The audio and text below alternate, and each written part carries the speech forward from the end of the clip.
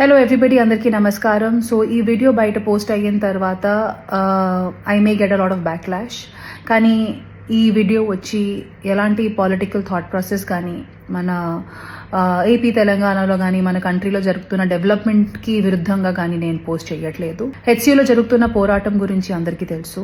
And అందరూ all social మీడియాలో all eyes on హెచ్సియూ అనే పోస్టులు కూడా పెడుతున్నారు. డెఫినెట్గా నేను ఇప్పుడు కంఫర్టబుల్గా నా అపార్ట్మెంట్ నుంచి కూర్చొని వీడియో చేసి పోస్ట్ చేస్తున్నాను. కానీ నాకు కూడా తెలుసు ఈ అపార్ట్మెంట్ కట్టేటప్పుడు ఎన్ని ట్రీస్ కానీ ఎన్ని యానిమల్స్ని కానీ చంపడం జరుగుంటుంది, లేకపోతే ఎన్ని ట్రీస్ కట్ చేయడం జరుగుంటుంది. So it is very easy for me to sit and make this video and talk about what is right and what is wrong. But as a layman ఇప్పుడు జరుగుతున్న ఇష్యూ ఎందుకు జరుగుతుంది, లీగల్గా దాని aspect ఏముంది, నాకు అంతగా దాని మీద అవగాహన లేదు. కాబట్టి యాజ్ అ కామన్ మ్యాన్ నిన్న రాత్రి జరిగిన డెవలప్మెంట్ వీడియో చూసిన తర్వాత after listening to all the cries of those birds and ఆ బర్డ్స్ అండ్ పీకాక్సే కాకుండా they are many more deers and other species which I have been habitating there. Maybe this is our chance to redeem ourselves. Peak summers are coming in and ఇలాంటి ఒక సందర్భంలో ఆ పక్షుల్ని ఆ పశువుల్ని వాళ్ళ ఇంటి నుంచి బయట తరిమేయడం అనేది ఎంతవరకు కరెక్ట్ నాకు తెలియదు సార్. కానీ you are our only power and you are our only option